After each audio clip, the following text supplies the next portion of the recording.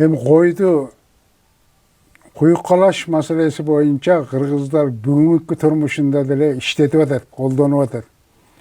Bирок эмне үчүн кuyuqalayт деген маселе көп киши билбейт экен муну.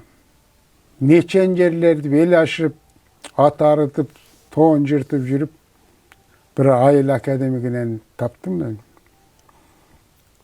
Койду кuyuqalaş ысыктык үчүн, ысык мейил үчүн. Муну көбүнчө куда болгон жака, кызга куда болгондо, сөйкө салганда,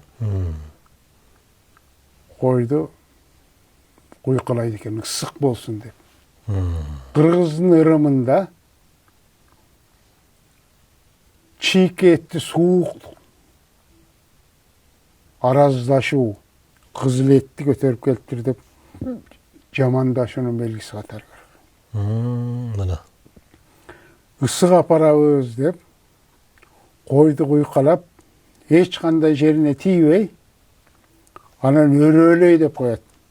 Ошол оң капталы, оң жак деп түшүнбөйт, оң капталынын оң жак ныктасындагы алдыңкы колдун шыйрагы.